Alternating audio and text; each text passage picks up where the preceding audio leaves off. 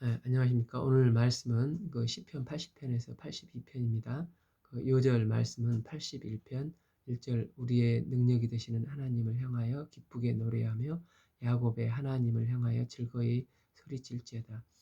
시편 80편은 표제어에서 소사님, 에두세 맞춘 노래라고 했는데 여기서 소사는 백합화, 님은 복수, 백합화들, 이게 에둃은 언약, 정리하면 백합화를 바라보며 언약을 기억하는 시편입니다.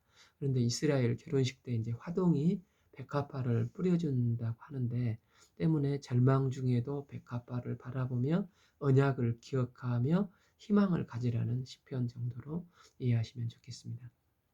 시대 배경은 북이스라엘이 망했는데 그런데 남유다가 지금도 정신을 못 차리고 있어서 시인은 하나님께 이스라엘이 정신을 차리게 해주십시오 하고 기도하는 시입니다.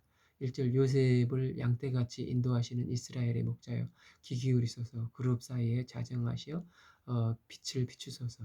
하나님은 자정하신 빛이신데 이 빛을 비추어 주십시오 기도하고 있는 것입니다. 어둠은 실체가 아니라 어둠은 빛의 부재로 자정하신 하나님께서 빛을 비춰주시기만 하면 모든 어둠은 어두운 방에 들어왔을 때 등을 키면 형광등이 쫙 비치듯이 이 빛이 비춰진다는 것입니다. 그러니까 우리의 삶에 모든 문제가 있을 때 내가 문제를 해결하려고 하지 말고 하나님께 들고 나가면 빛 대신 주님께서 나를 비춰주시기만 하면 모든 어둠이 물러가고 빛이 임하는 빛의 자녀가 되어 승리를 한다는 것입니다. 이 에브라임과 베냐민과 므낫세 앞에 주의 능력을 나타내사 우리를 구원하여 주소서. 3절 하나님이 우리를 돌이키시고 주의 얼굴빛을 비추사 우리가 구원을 얻게 하소서. 여기서 이제 돌이킨다는 것은 이 against God, 하나님을 반항하는 데에서 이제 방향을 바꾸어서 toward God, 하나님을 향하여 바꾸는 것으로 해결을 한다는 것입니다. 그러니까 내가 해결하려고 하다 열등감에 빠지거나 또 당신 때문이다 하면서 원망 불평하는 게 아니라 하나님께 들고 나가면 이제 세상과 나는 간대없고 오직 구속한 주님만 남게 되어서 주님께서 모든 문제를 해결해 주실 건데 우리에게 빛을 비추사 구원을 해 주십시오라고 기도를 하고 있는 것입니다. 그래서 그들이 광야에서 무엇을 하고 있었습니까? 4절 만군의 하나님 여호와여 주의 백성의 기도에 대해서 어느 때까지 노하시리이까? 5절 주께서 그들에게 눈물의 양식을 먹이시며 많은 눈물을 마시게 하셨나이다. 그들은 고난 중에 광야에서 기도를 했는데 눈물의 양식을 얻었다는 것입니다. 누가복음 15장 집 나간 탕자가 얻은 눈물의 양식이 뭐였습니까? 16절 그가 돼지 쥐엄 열매를 배로 채우고자 하되 주는 자가 없는지라. 탕자는 고난 중에 눈물의 쥐엄 열매를 먹다가 아버지께 돌아옵니다. 때문에 고난 중에 하나님께서 주시는 최고의 연단은 쥐엄 열매를 먹으며 눈물을 회복하는 것입니다. 누가복음 8장 6절에서도 더러는 바위 위에 떨어짐에 싹이 났다가 습기가 없으므로 싹이 말랐다고 합니다. 이 비유가 바위가 있어서 뿌리를 내리지 못하며 죽게 되지만 그 전에 결정적으로 생명의 싹이 났다가 습기가 없어서 물이 없어서 말라 죽었다는 것입니다. 생명 역사에는 반드시 물 같은 눈물이 필요합니다. 눈물이 있어야 생명이 살아납니다. 이게 어거스틴의 어머니 이제 그 모니카가 어거스틴이 돌아오지 않았을 때 암브루스 교주에게 물었을 때 암브루스가 그렇게 얘기하지 않습니까? 눈물의 자식은 결코 망하지 않는다. 맞습니다. 눈물은 생명을 일으키는 힘이 되기도 하고 또 이 더러운 것을 세척하기도 하며 우리를 깨끗이 씻기도 합니다. 그래서 울 수 있는 사람은 절대 죽지 않고 눈물마저 말라버린 사람이 위험하다는 말이 있습니다. 눈물이 떨어지는 곳에는 회복의 능력이 나타나는 것입니다. 우리 신앙생활이 기뻐서 오는 눈물, 이런 감격의 눈물, 또 슬퍼서 하나님께 흘리는 눈물, 이 눈물이 살아있는 신앙생활이 되어야 하겠습니다. 6절 우리를 우리 이웃에게 다툼거리가 되게 하시며 우리 원수들이 서로 비웃나이다. 7절 만군의 하나님이여 우리를 회복하여 주시고 주의 얼굴의 광채를 비추사 우리가 구원을 얻게 하소서. 또한 어둠에 있는 곳에 구원의 빛이 비추어지기를 원한다고 합니다. 창세기 1장 2, 3절 땅이 혼돈하고 공허하며 흑암이 깊음 위에 있을 때 하나님의 말씀이 임하여 빛이 있으라 하시니 빛이 있었고 하듯이 하나님의 말씀이 빛으로 임하면 어디든지 질서가 회복이 되고 구원 역사가 회복이 시작이 된다는 것입니다. 8절 주께서 한 포도나무를 애굽에서 가져다가 민족들을 쫓아내시고 그것을 심으셨나이다. 주께서 그 앞에서 가꾸셨으므로 그 뿌리가 깊이 박혀서 땅에 가득하며 10절 그늘에 산들을 가리고 가지고 하나님의 백항목 같으며 11절 그 가지가 바닥까지 뻗고 덩굴이 강까지 미쳤거늘.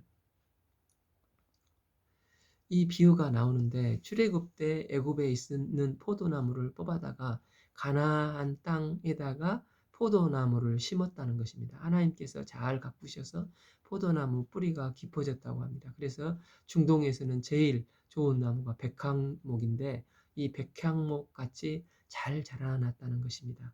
이제 그 덩굴이 잘 자라서 유프라데스 강까지 쫙 퍼졌다는 것입니다.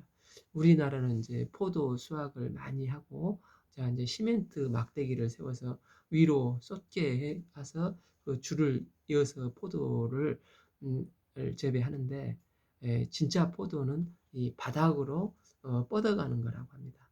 그러니까 목재로서의 그러니까 포도는 가치가 없죠. 열매가 존재 목적입니다. 그래서 포도 열매가 안 맺으면 아무 소용이 없습니다. 하나님께서 우리를 심어 놓으신 목적이 무엇입니까? 영육간에 열매를 맺으라고 한 것입니다. 요한복음 15장 8절 너희가 열매를 많이 맺으면 내 아버지께서 영광을 받으실 것이요 너희는 내 제자가 되리라. 이제 갈라디아서 8가지 성령의 열매를 주렁주렁 맺기를 원하십니다. 또한 생명 역사의 열매를 맺기를 원하십니다. 그럼 그 열매를 맺는 방법이 무엇입니까? 위치입니다. 어떤 위치에 있느냐에 따라서 열매를 맺을 수도 있고 뼈가 말라버릴 수도 있습니다. 이제 옥토에는 100배의 열매를 맺을 수가 있지만 돌밭에는 열매를 맺지 못하고 말라 비틀어집니다. 그러니까 중국에는 크게 이제 3개의 강이 있습니다. 중국 어머니라고 하는 황하강과 이제 장강이라는 양쯔강이 있고 그 사이에 조그마한 회수강이라는 곳이 있습니다.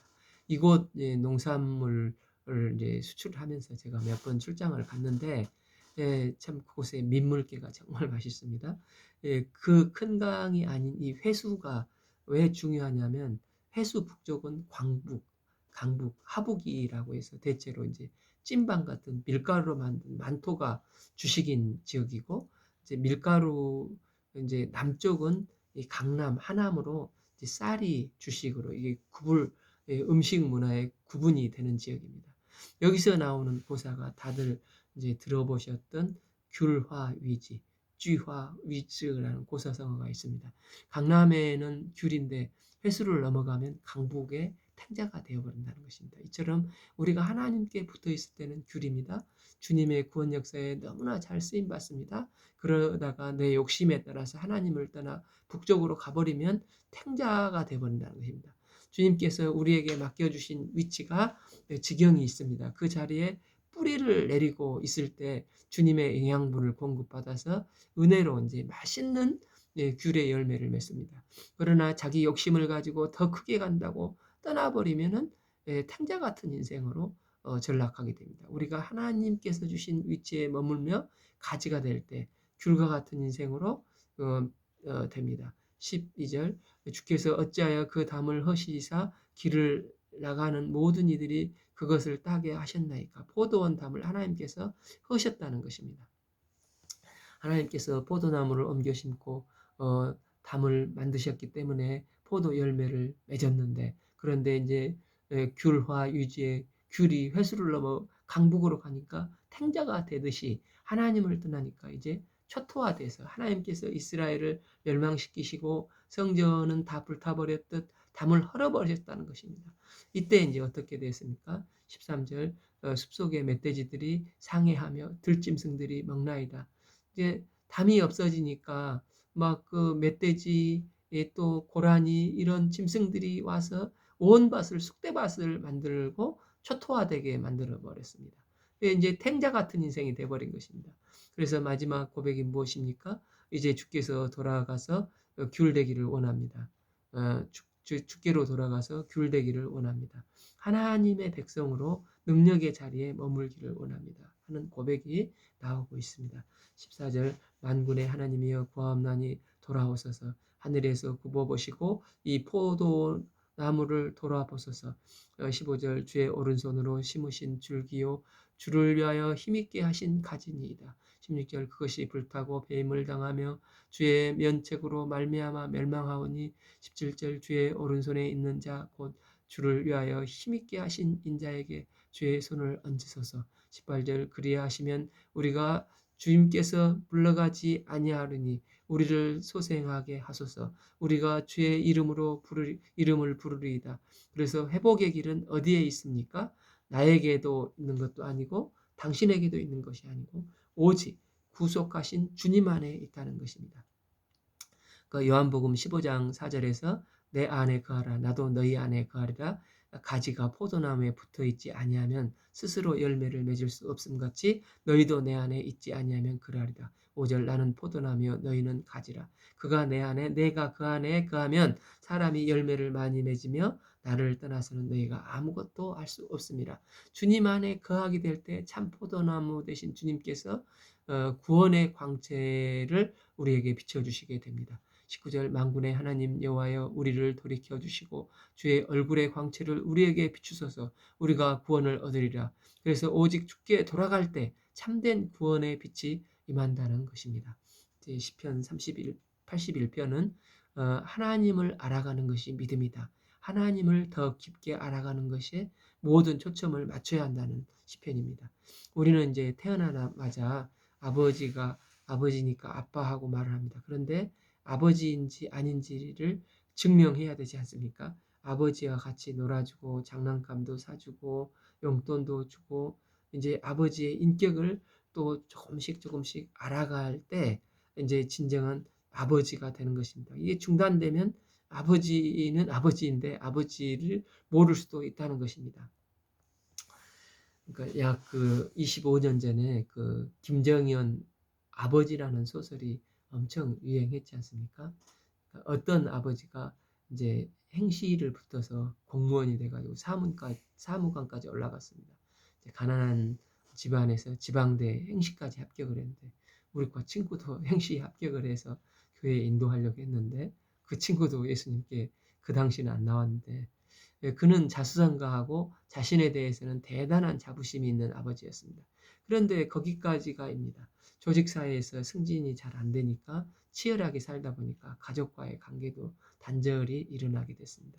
시간이 지나서 나중에 아버지의 딸이 대학생이 되었습니다. 얼마나 아버지가 싫은지 아버지라 부르지 않고 당신이라고 부릅니다. 아빠는 나빠이고 아빠는 바빠이고 하면서 아버지를 비난하는 철없는 딸이 되었습니다. 아버지는 억울한 것입니다. 일생 처자식 먹여 살리려고 죽도록 고생했는데 자신이 가족과 관계를 맺지 않고 싶어서 그랬던 게 아니라 그 자리가 그만큼 처절하게 경쟁의 자리에서 쉽지 않는 자리이기 때문에 나는 오직 가족을 위해서 이렇게 헌신했고 가족의 울타리가 되어 주었는데 가족이 나를 외면하는구나. 그러다가 몸이 아파서 이제 병원에 가보니 암으로 이제 시한부 판정을 받습니다. 그래서 처음으로 가족과 함께 경주 보문 단지에 여행을 가서 이제 처음으로 아버지를 이제 알아가는 것입니다. 그러면서 해소되고 아버지를 이해하게 되는데 아버지는 죽습니다. 이제 뭐 대부분 읽어보셨겠지만 우리 이제 아버지들이 그때 격하게 공감을 했지 않습니까? 나는 가족을 위해서 뛴다고 뛰었는데 인정받지 못하고 마지막에 건강 다 잃었을 때 이분이 우리 아버지시군요. 깨닫자마자 인생이 끝나는 참 허무하다는 것입니다. 여기서 제일 중요한 게 무엇입니까? 이제 아버지는 아버지인데 이 아버지의 존재를 잘 알아가야 한다는 것입니다. 하나님 아버지도 마찬가지입니다. 호세아서 6장 3절. 그러므로 우리가 여호와를 알자. 힘써 여호와를 알자 합니다. 6장 6절. 나는 인애를 원하고 제사를 원하지 아니하고 번제보다 하나님을 아는 것을 원하노라 말씀하십니다. 성경이 말하는 하나님을 알아야 믿음이 깊어질 수 있다는 것입니다. 하나님을 믿지만 믿음이 안 자라는 경우가 무엇입니까? 하나님을 알아가는 부분이 없기 때문입니다. 즉 성경 말씀을 통해서 알아갈 때 성령께서 도우셔서 믿음이 깊어지고 말씀을 통해서 하나님의 음성을 듣고 또 순종하며 주님을 인격적으로 체험해 나가면서 성장을 하지 않습니까? 그런데 반면 내 마음에 심겨진 말씀은 없고 그냥 주일날 듣기만 하는 신앙생활은 언젠가는 한계에 부딪히고 바닥이 드러나게 됩니다.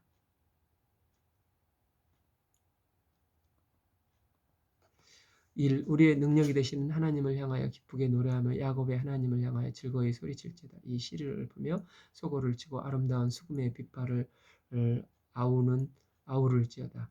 3절 초하루와 보름과 우리의 명절에 나팔을 불지어다. 4절 이는 이스라엘의 율례요 야곱의 하나님의 규례요. 5절 하나님의 애굽 땅을 치러 나가신 때에 요셉의 족속 중에서 이를 증거로 세우셨도다. 거기서 내가 알지 못하던 말씀을 들었나니 여기서 내가 알지 못하는 말씀을 들었다. 언제 들었다는 것입니까?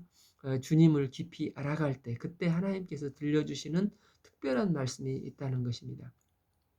아버지의 말씀이 들려올 때 아버지와의 관계에서만 끝나는 것이 아니라 이제 진짜 나의 아버지를 인격적으로 알아가게 된다는 것입니다.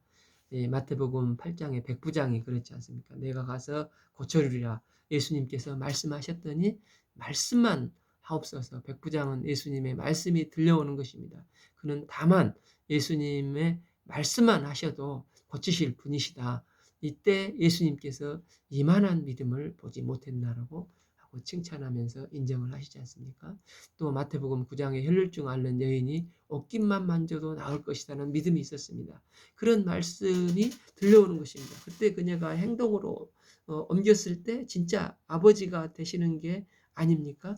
우리가 이제 하나님을 알아갈 때 인격적으로 알지 못하는 말씀이 들릴 때가 있습니다. 우리가 인격적으로 임하신 말씀을 영접하고 순종할 때 놀라운 주님의 능력을 체험하고 아버지 하나님을 알아갑니다. 본 시편 성경을 통해서 알아가는 하나님은 어떤 하나님이십니까? 우리의 짐을 대신 지시는 하나님이십니다. 6절 이르시되 내가 그의 어깨에 짐을 벗기고 그의 손에 광주리를 놓게 하였도다. 7절 내가 고난 중에 부르짖음에 내가 너를 건졌고 우레소리의 은밀한 곳에서 내게 응답하리며 무리바 물가에서 너를 시험하였도다. 셀라. 우리는 각자 자기에게 무거운 짐들이 있습니다. 가정의 짐, 또 관계의 짐, 직장의 짐 등 수고하고 무거운 짐으로 사는 게 결코 쉽지가 않습니다. 우리가 인생의 목표를 짐 없는 것으로 이게 삼으면 마치 그 까미의 시지푸스 이방인에 나오는 시지푸스 신화처럼 돌멩이를 산꼭대기까지 굴러 올라가면 또 굴러 떨어지고 또 겨우 올라가면 굴러 떨어지고 한없이 반복이 됩니다. 그런데 이런 인생의 짐을 내가 짊어진다고 생각하면 참으로 끝이 없고 서글퍼집니다. 짐 하나 겨우 해결했는데 또 떨어지고 또 이거 마치 그 자녀 문제가 그렇지 않습니까?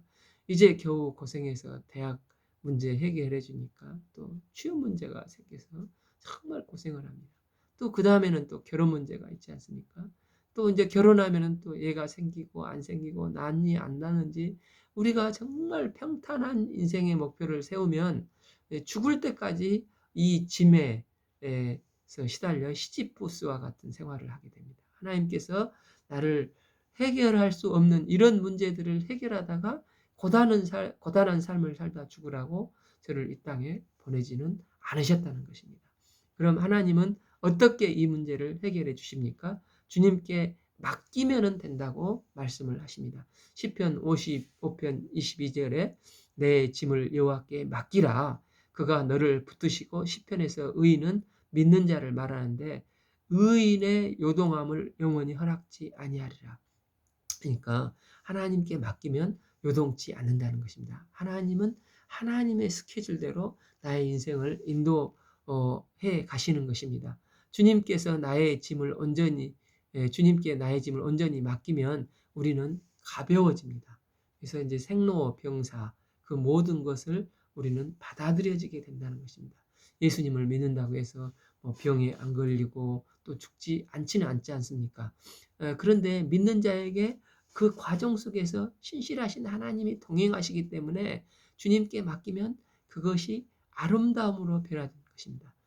주 안에서 우리는 아름답게 늙어가고 또 아름답게 말이 되는 거 모르겠죠. 병이 든다는 것입니다. 그래서 모든 과정이 내 인생에 유익이 되게 하시고 치명타로 오지 않는다는 것입니다. 하나님 아버지를 안다는 게 얼마나 축복입니까? 하나님 아버지가 나의 영존하신 아버지이십니다. 그런데 이 아버지를 아버지라 부르지 못하고 당신이라고 부를 수밖에 없는 것이 얼마나 불행합니까? 왜 그렇습니까? 아버지를 잘 모르기 때문에 그렇지 않습니까? 이제 하나님 아버지께 모든 짐을 맡기면 하나님은 나의 모든 인생의 짐을 대신 져주시고 모든 문제가 풀려주실 뿐만 아니라 나의 인생이 아름답게 된다는 것입니다.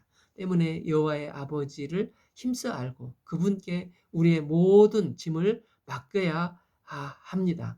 이제 8절 내 백성들 들으라 내가 내게 증언하리라 이스라엘이여 내게 듣기를 원하노라 9절 너희 중에 다른 신을 두지 말라 이방 신에게 절하지 말지어다 우상 숭배를 하니까 망하게 된다는 것입니다. 10절 나는 너를 애굽 땅에서 인도하여 낸 여호와라 내 하나님이 내 입을 크게 열라 내가 채우리라 하였으나 이 말씀은 이제 우리가 많이 받지 않습니까? 액자에 넣어서 내 입을 크게 열라 내가 채우리라 많이 봤습니다. 그러니까 앞뒤 전체의 맥락에서는 우상 숭배를 하지 않고 하나님께만 소망을 두면 이렇게 된다고 했는데 그러나 이제 너희는 이렇게 순종하지 않았기 때문에 이런 일이 벌어진다. 이것만 이제 딱 인용해서 하니까 하는 말씀인데 이렇게 됐습니다. 11절 내 백성이 내 소리를 듣지 아니하며 이스라엘이 나를 원치 아니하였도다. 12절 그러므로 내가 그의 마음을 완악한 대로 내버려 두어 그의 임의대로 행하게 하였느니라. 하나님께 내 인생의 소망을 두지 않으면 모든 게 헛되게 될 수밖에 없다는 것입니다. 우리는 하나님께 소망을 두는 인생으로 살아야 됩니다. 그러기 위해서 내가 하나님의 마음을 알아야 되는 것입니다. 우리는 하나님도 내 생각과 내 뜻과 같이 좋아하실 것이다 라고 선입견을 가지고 하나님을 대하기 쉬운데 성경을 읽다 보면 전혀 다른 부분이 너무나 많습니다. 그래서 하나님 말씀 앞에 깊이 들어가서 성경이 말하는 하나님을 만나야 된다는 것입니다. 하나님은 번제보다도 나를 아는 것이 먼저라고 하지 않습니까? 내가 만들어서 내 생각의 하나님이 아니라 성경이 말하는 하나님을 알아야 믿음이 굳건해지고 성장한다는 것입니다. 성경에서 말하신 하나님을 알고 순종해 나가면 그 다음에 오는 형통함의 축복을 누릴 수가 있습니다. 저는 그 선교단체에서 예수를 만나고 사명을 따라서 이제 자비랑 선교사로 왔습니다. 그러니까 6, 7년 나와서 선교 사역을 섬기다 보니까 한계가 오는 것입니다. 열심은 있지만 마치 안 나오는 젖을 짜서 먹이는 어머니처럼 바쁜 평신도를 하면서 또 그동안 배웠던 성경들이 한계가 많았었습니다. 이때 주님께서 저희를 불쌍히 여기시고 이제 총신대학원 교수님들을 보내주셔서 신학을 할 수 있는 기회를 주셔서 우리가 이제 바쁜 평신도 사역 가운데서도 마치 그 물 만난 물고기처럼 갈급히 열심히 신학을 했습니다. 신학을 하니까 말씀 보는 깊이가 달라졌고 은혜가 되었습니다. 특히 교수님들은 참 저희들에게 일선에 있는 선교사들을 고려해서 경전신학, 성경 해석학을 많이 커리큘럼을 짜서 가르쳐 주셔서 감사했습니다. 그러니까 66권 성경 통독을 어떤 교수님이 숙제를 내줬는데 그 각 장의 주제와 성경 말씀을 정리하면서 이 과제를 내주셨는데 성경 읽기 하면서 정말 은혜가 되었습니다.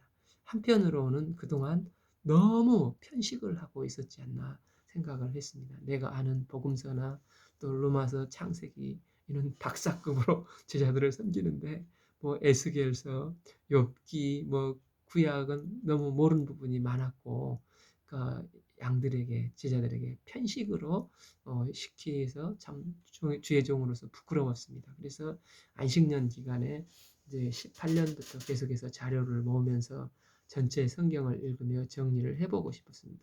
건강상 이제 많이 시간이 확보돼서 말씀을 볼 기회가 생겨서 이제 이런 그 강좌를 만들었는데, 이제 그 사이에 이제 두세 번 보고 정리해놨던 자료를 기초해서 유튜브 여러 유명한 교수님들, 목사님들을 참조해 가면서 종합적으로 성경을 정리하면서 배우고 읽으니까 사실은 제가 스스로 하나님을 인격적으로 알아가고 말씀을 배우니까 은혜가 되어 감사했습니다. 이 성경 읽기가 구독자님들에게도 하나님을 알아가는데 도움이 많이 되시기를 기도합니다. 11절 내 백성이 내 소리를 듣지 아니하며 이스라엘이 나를 원하지 아니하였도다. 13절 내 백성아 내 말을 들으라. 이스라엘아 내 도를 따르라. 14절 그리하면 내가 속히 그들의 원수를 누르고 내 손을 들려 그들의 제적들을 치리니. 15절 여호와를 미워하는 자는 그에게 복종하는 채 할지라도 그들의 시대는 영원히 계속되리라. 16절 내가 기름진 밑을 그들에게 먹이며 반석하며 나는 꿀로 너를 만족하게 하리라. 때문에 언제 변화가 됩니까? 말씀을 듣고 순종할 때입니다. 하나님은 내 기분하고 다릅니다. 그래서 하나님의 말씀에 한 번 순종하면 방향이 바꿔집니다. 두 번 순종하면 탄력을 받고, 세 번 순종하면 마귀의 견고한 진이 무너지고 우리의 인격의 변화가 있다는 말을 하고 있습니다. 그래서 이제 초신자라 할지라도 그 성경을 가르쳐 보면 말씀에 순종하면 확 달라지는 것을 보게 됩니다. 반면 신앙생활을 오래 한 사람들도 적당히 말씀에 순종하지 않고 타협하면서 두리뭉실하게 하게 되면 두 번, 세 번 타협하고 또 불신자와 방불한 구신자가 되어서 그 낡은 가죽 부대와 같이 생명력이 없는 신앙생활을 하게 됩니다. 그래서 결론적으로 하나님의 말씀에 순종함으로 하나님을 알아가자는 것입니다. 우리가 이 성경 66권을 통해서 말씀을 순종하는 삶으로 주님을 더 인격적으로 알아가는 복된 삶이 되기를 원합니다. 시편 82편은 불의한 권력자를 너무 믿지 말라. 또한 우리가 힘이 있는 위치에 있을 때 불의한 권력자가 되면 안 된다는 시입니다. 1절 하나님은 신들의 모임 가운데서 서시며 하나님은 그들 가운데 재판하시느니라. 중국에서 이제 황제를 천자, 즉 하나님의 아들이라고 표현을 하는데 당시 이제 중동 지역에서도 신들의 모임이라고 하면 권력자들의 모임이라고 불렀다고 합니다. 2절 너희가 불공평한 판단을 하며 악인의 낫보기를 언제까지 하려느냐 셀라. 그들이 불의한 이유가 무엇입니까? 공정하지 않는 판단, 악인 편가르기를 한다는 것입니다.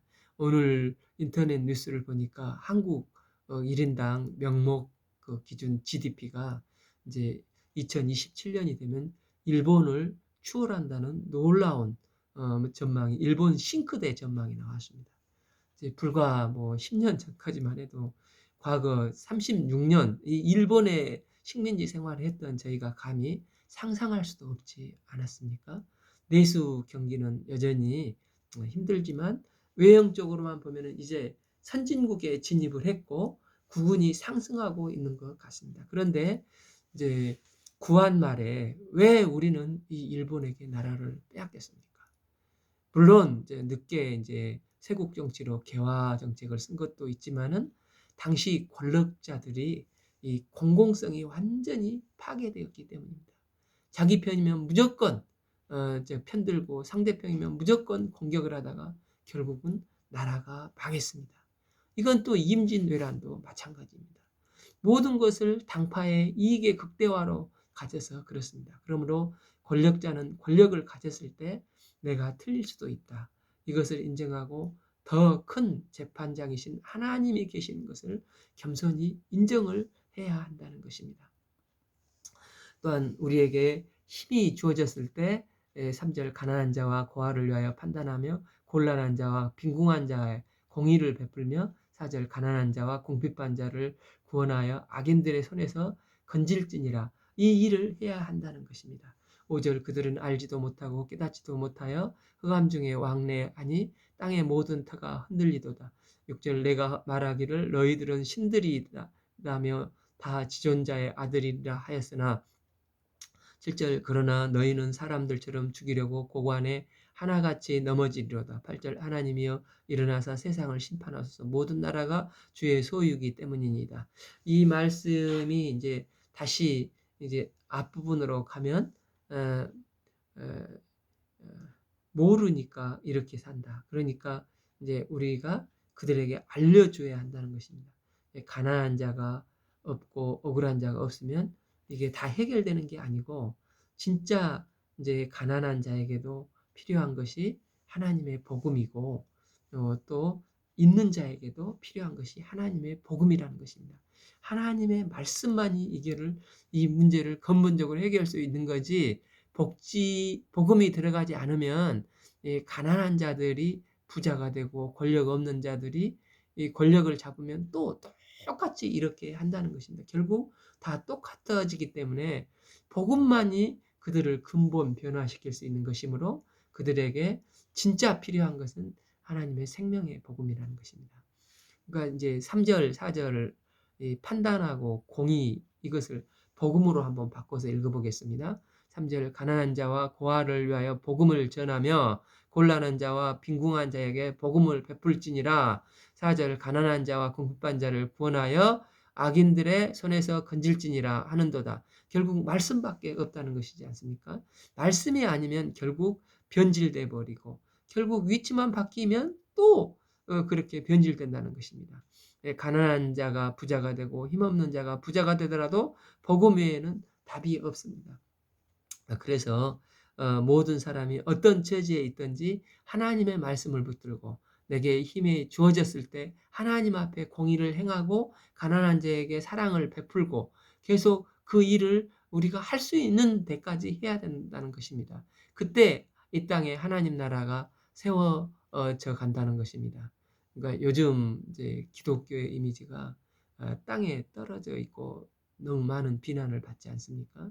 정말 내가 성경이 말하는 하나님을 이럴 때일수록 잘 배워야 하겠습니다. 그래서 내가 신앙과 삶과 언어와 인격이 일치되는 삶을 살아야 되겠습니다. 그래서 비록 늦고 더디지만 나부터 내 주위에 좋은 선한 영향력을 끼쳐서 불의한 세상에 빛과 소금이 되어서 하나님 나라를 세워가고 확장시켜가는 주의 종들이 되기를 기도하며 축복합니다. 오늘 말씀은 시편 80편에서 82편까지 읽겠습니다. 감사합니다.